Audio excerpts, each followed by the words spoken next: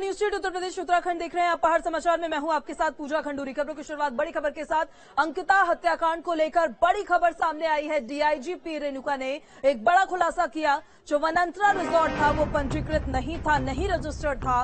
SIT ने कार्रवाई को लेकर पत्र लिखा है। आखिरी चरण में एसआईटी की जांच अब पहुंच गई है।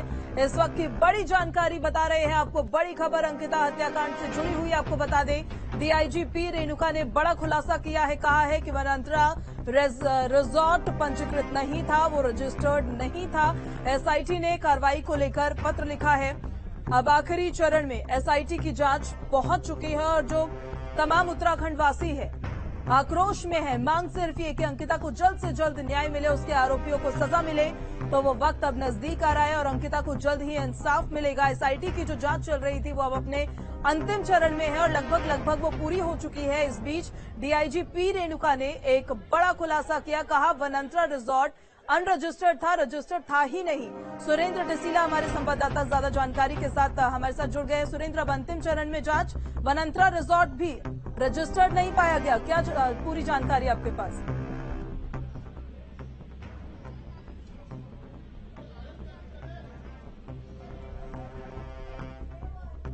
सुरेंद्र, हमारी आवाज आप तक पहुंच रही है?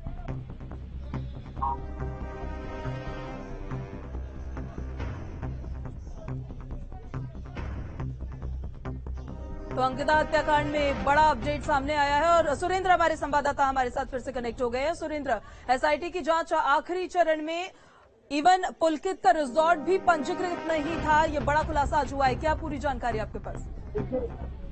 डीआईजी पी रेणुका देवी जो एसआईटी इंचार्ज है, उनका ये कहना है कि पुलकित आदि का जो रिजॉर्ट है ये टूरिज्म की जो मानक है, पर्यटन की जो मानक है, उनके अंतर्गत ये रजिस्टर्ड नहीं था। ये इंफ्रास्ट्रक्चर रजिस्ट्रेशन को लेकर बात नहीं है। ये पर्यटन के नियमावली के तहत जो रजिस्ट्रेशन है, जो संचालन है, उसके तहत ये रजिस्टर्ड नहीं था और गैरकानूनी तरीके से संचालित हो रहा था। इसकी उन्होंने जानकारी दी है और ये भी कहा है कि जो एसआईटी की जांच है वो आखिरी दौर में है। चार्जशीट सबमिट, इस पूरे मामले में चार्जशीट सबमिट करने की कार्रवाई पर भी काम किया जा रहा है और एसआईटी की जो जांच है वो लगातार आगे की ओर जा रही है। ठीक है सुरेंद्र, आप बने रहिए हमारे पास, आपके पास वापस लौटेंगे। तो एसआईटी ने कार्रवाई को लेकर पत्र लिखा है। अनरजिस्टर्ड पाया गया है वो रिजॉर्ट। आखिरी चरण में अंकिता हत्याकांड को लेकर ये जो पूरा मामला था वो एसआईटी की जांच चल रही थी। अब आखिरी चरण में ADG law and order doctor V Murugesan का बड़ा बयान सामने आया। 10 दिन में कोर्ट में चार्जशीट दाखिल की जाएगी, आरोपियों को सख्त सजा दी जाएगी। नमूने जांच के लिए भेजे गए थे चंडीगढ़ लैब। पुलिस को विसरा रिपोर्ट का अब इंतजार है। तो एसआईटी की जांच अब अपने आखिरी चरण में पहुंच गई है और अंकिता को जल्द ही इंसाफ मिलेगा, उसके आरोपियों को जल्द ही सजा दी जाएगी। आखिरी चरण में अब अंकिता हत्याकांड की जांच पहुंच चुकी है। ADG law and order doctor V Murugesan का बड़ा बयान सामने आया है जिसमें उन्होंने ये जानकारी दी है। अंकिता हत्याकांड में जारी जांच को लेकर ADG law and order doctor V Murugesan का बड़ा बयान ये सामने आया। एडीजी मुरुगेशन ने कहा है कि हत्याकांड की जांच आखिरी चरण में है। तीनों आरोपियों के खिलाफ चार्जशीट 10 दिन के अंदर अंदर दाखिल कर दी जाएगी। साथ ही जिन सैंपल्स को जांच के लिए चंडीगढ़ फोरेंसिक लैब भेजा गया था, उनमें से 4 की रिपोर्ट कोर्ट में जमा की जा चुकी है, जिन्हें कोर्ट की परमिशन मिलने के बाद पुलिस को सौंप दिया जाएगा। इसके अलावा अंकिता की विसरा रिपोर्ट का अब इंतजार है और जल्द ही वो विसरा रिपोर्ट भी सामने आएगी, उसके बाद कोर्ट में दाखिल किया जाएगा। अब तक पूरे मामले में 30 गवाहों के बयान दर्ज किए जा चुके हैं।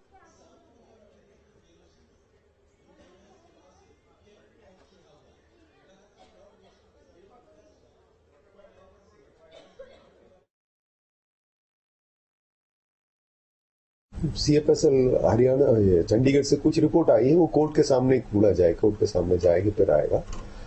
एक प्रिलिमिनरी रिपोर्ट है, जो हमारा मोटिव है वो एस्टेब्लिश हो रहा है और मोडस जैसा घटना हुआ है वो भी हमने कर दिए हैं, तो चार्जशीट की तरफ जाएगी।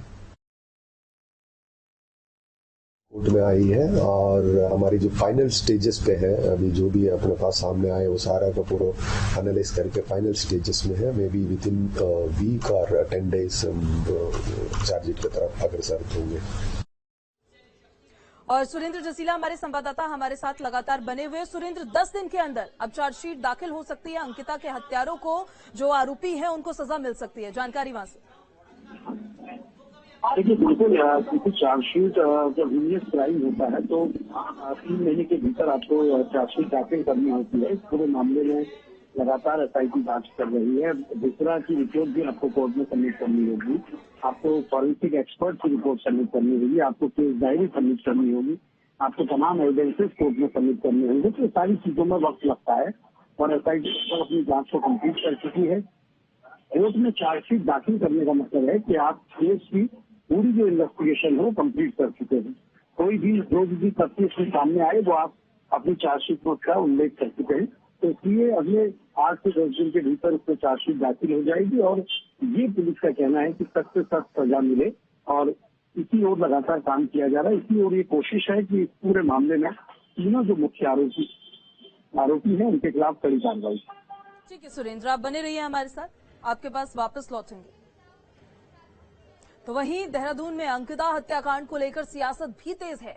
सीबीआई जांच की मांग पर बेरोजगार युवा संगठन अभी अड़े हुए हैं। सीबीआई जांच की मांग को लेकर छात्रों की तरफ से तिरंगा यात्रा निकाली जाएगी। अंकिता के घर से ऋषिकेश तक ये पैदल यात्रा निकाली जाएगी। सीबीआई जांच की मांग की जा रही है और शुरुआत से ही इस पूरे प्रकरण में सीबीआई जांच की मांग लगातार की जा रही थी। हालांकि एसआईटी की जांच अब अपने अंतिम चरण पर है और कहा जा रहा है जानकारी के मुताबिक 10 दिन के अंदर अंदर चार्जशीट दाखिल की जाएगी। लेकिन अंकिता हत्याकांड को लेकर अब सियासत भी तेज है। सीबीआई जांच की मांग पर बेरोजगार युवा संगठन अड़े हुए हैं। उनकी तरफ से मांग लगातार ये की जा रही है कि इस पूरे मामले में सीबीआई की जांच होनी चाहिए। तमाम छात्र संगठन यहाँ पर एकत्रित होकर वहाँ जाएंगे।